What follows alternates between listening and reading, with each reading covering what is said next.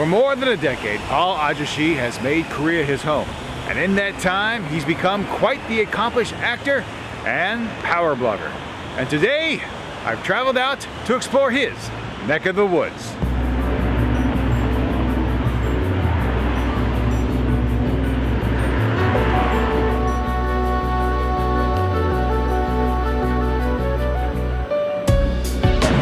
Mr. Paul, how you doing, sir? Good to see you. So where are we today? We're in Itaewon. Itaewon, wow. Now, I have to admit, I really don't come out to Itaewon all that much, so I'm looking forward to seeing your perspective on it. Now, how long have you lived here in Itaewon? I've lived in the area for about 11 years. That's a long time. Yes. Now, how long have you been in Korea? 11 years. So your entire time has been in what many call the Mecca for foreigners. The Mecca for foreigners, the ghetto for foreigners, the den of iniquity. I've also been in Hannam-dong as well, which is just down the road. Oh, just down the hill, yeah. Yeah, which is a much nicer, much more, I don't know, upper class diplomatic sort of an area. So I'm really looking forward to seeing your kind of perspective on this, because normally when I come to Itaewon, it's for a specific restaurant. It's basically this street and this street alone, pretty much. Okay. So what should you take us first today? Well, we're going to go around the back streets a little bit. Excellent. So let's go. Sure. So Mr. Paul. Yes. Now you've been in Korea for 11 years. Yeah. What first brought you to Korea? I came here by accident. That's a long way to come for an accident. Yeah, yes. No, I was at university in my third year doing an acting degree, and a director friend of mine asked me if I'd like to be in a show, and we did this show, and it was based on a Korean play. Okay. And then after I graduated, about a year later, she came to me again and said, look, I want to do the show again. This time I want to do a month in London and a month in Seoul. Okay. And so I said, okay, and so I came to Seoul. Just, you know, on a whim. I had on a whim. Yeah, no real idea about the country, no great wish to come and visit. Down here. Oh, no, no, this is a nice alley. Oh, this is a lot. This is a nice alley, and also it turns into a brand new alley when we go down.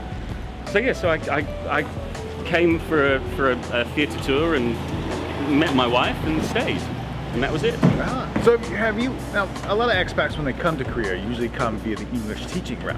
Now, have you ever taught English? Yes, when I first came for tour, and then I decided that I wanted to move to Korea and spend time with my wife to be. The easiest thing to do was to come and teach English, and then fortunately I was able to move back into theatre in Korea, and so I've spent most of the last 10 years supporting myself entirely through theatre work. Since this was only basically a year that this has been developed. Did they tear down houses? Because I know, like a lot of time in Seoul, they're tearing down a lot of the old Hanok and traditional houses to put up villas and things. So now in Itaewon, was there a big uproar about that? No, it was just very messy and very dirty. I think it had been on the cards for a while. Oh, okay. But it was. It's also what the area needs to a certain extent. Itaewon's been, I don't know, been infamous for many years as a place of drinking and nightclubbing and prostitution and all sorts of seedy activity.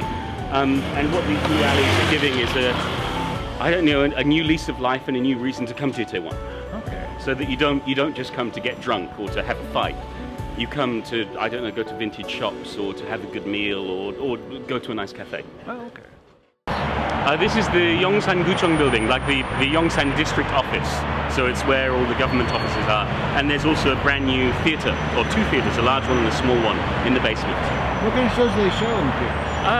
They've had musicals and magic shows. It's just, I don't know, whatever's touring around. It's only been open for a few months, so I've yet to see anything exciting in there yet. Hopefully one day there'll be something good. So Mr. Paul, how do you spend your days? It depends. Every day is different. Sometimes I'm at my desk working. Sometimes I'm traveling all over the place working on different projects. So it's a very mixed life of a freelancer. Now you've done some work with a children's acting group here. So it's not a children's acting group. It's a children's theatre. It's a theatre for children. So adults performing for children. Oh, okay. So I've worked with them for the past 8 years as one of their performers, and sometimes as a assistant dramaturg and rehearsal coach, and we've done a number of shows. There's a number of shows in repertory. And then I spend a lot of my time, more recently, with a company called Mokwa Repertory Company, which is more adult theatre. And we've just come back from the Edinburgh International Festival, where we were very lucky enough to win a Herald Angels Award. Congratulations. So, thank you. So we did a production of Shakespeare's The Tempest. And I sometimes work with them as an actor, but more often I'm an interpreter or translator. So I created English subtitles for Shakespeare's The Tempest, translated Shakespeare back into English, which is a little more complicated than it sounds. Now, do you find that when they take the original English, put it into Korean, and then you have to take it back into English, is there, I don't want to say errors, but different interpretations from the Korean, from the original English? Well, absolutely, because the writer-director Oh Tae-sok adapted the story into a Korean environment. Caliban became a two-headed monster, Ariel became a shaman voodoo puppet, and the island became populated with monkeys and other strange creatures. So it's less of, you're not translating Shakespeare into Shakespeare. What you're doing is you're translating someone's vision and interpretation of Shakespeare's ideas and themes into English. So I think there were maybe 10 lines of Shakespeare in my whole translation. The first line, the last line, and one of his songs, which Ariel sings towards the end of the show. The rest of it was all the director's creation, using the ideas, the themes, and the stories of Shakespeare, but putting it very much in a Korean context. Because the one thing we have to remember is that for an English-speaking audience, Shakespeare's language is paramount. That when you take it outside of an English-speaking audience, it has to be translated and therefore loses iambic pentameter, loses that particular poetry that Shakespeare has in English, and instead takes on whatever identity it has in Korean or in Japanese or in Spanish or in whatever language it's being translated into. And it becomes a very different beast. Now, about this club, what is unique about the wall behind you? It's very grey, it has a lovely crack in it, but sometimes they show Charlie Chaplin films. The first time I came here, they were showing black and white silent comedies, and it seemed like a really nice place to come and have a coffee and you know, do some work on the laptop and see some Charlie Chaplin. So, one of the things that your blog is known for is, of course, the food. Yes.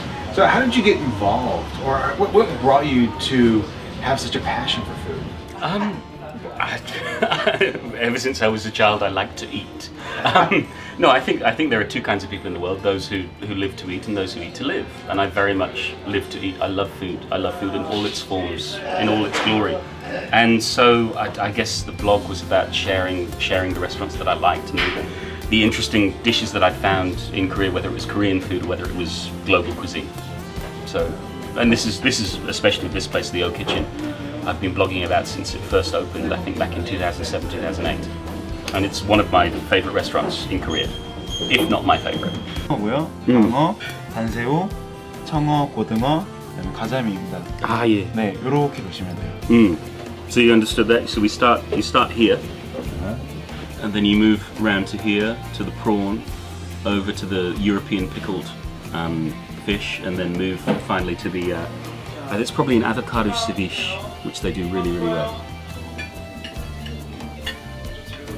Oh, I like the pepper on it. That's nice. And now for the final course, the cheesecake. Oh, a little ice cream on top. That looks fantastic.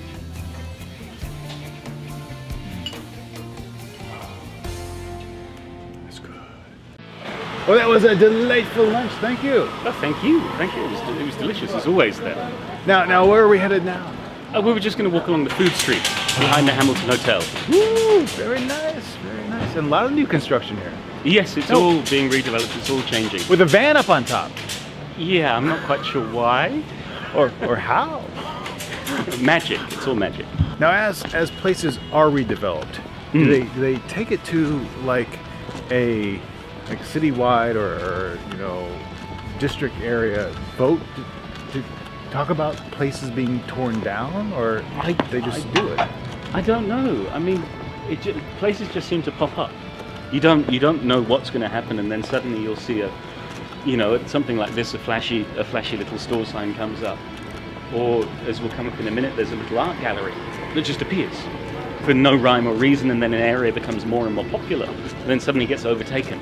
So I don't know about planning permission or how much goes into it, but I mean, look at this place here. It seems completely out of sorts to its surroundings. Everything around it. Yeah, but that's what happens, or at least that's what's happening in Itaewon. And so this little street here, if you, I think it's been painted over unless it's the next wall. But no, I think it's gone. There used to be a beautiful mural on that wall, and that's just been painted brown. Because it's, it's next. Here's the place. This has a little art gallery, so you have an individual artist being featured in this room, and then various other ceramics and leather goods and other products on offer. And it's just, this is in the middle of a residential area.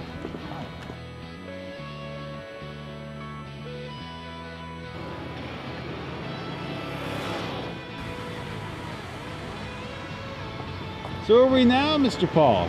So this is Blue Square, and this is Itaewon's latest theatre. This is a Samsung-owned theatre. At the moment it's got Zorro, a big musical with music written by the Gypsy Kings. So it's a nice new theatrical addition to the area. Who are these by? Louis Bourgeois, who's a famous French sculptor. So I think, I could be wrong, but usually the series are called Maman. And if what I've read is right, then this represents her mother and this represents her. And it's to do with the relationship she had with her parents, which was very, very odd. Her father hired an au pair to basically be his mistress, and her mother would shove her in between her father and the au pair so that they couldn't get up to anything whilst they were together. So there were all sorts of things going on with her parents and her relationships, and in her later life she went on to talk about it and and write about it and use it within her art. But there are spiders all over the world, but these are the only two that Korea has, and they're beautiful. One of the really nice things is having Namsan so close, is that within a 10-minute walk you can be here, away from the traffic, enjoying nature, seeing rabbits and pheasants and hearing the sounds of the birds in the trees. And it's a good place to come and think and, just take a moment out of city life.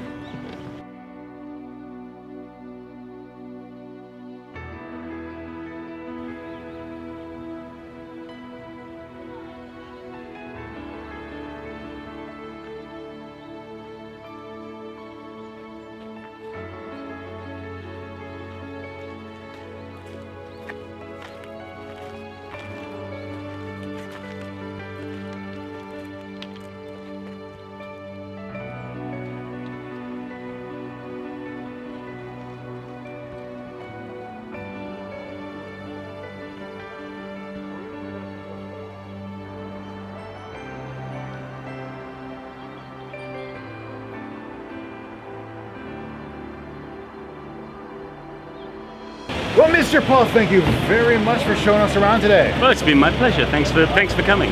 Oh, it's been a tremendous treat. You have shown me so much more than I ever thought would be possible here. Well, I'm glad. We'll come back to Itaewon and we'll show you a good time next time. Absolutely. So, ladies and gentlemen, if you would like to know more about Korea, especially the food here, make sure you check out this individual's blog. The link will be down in the description box.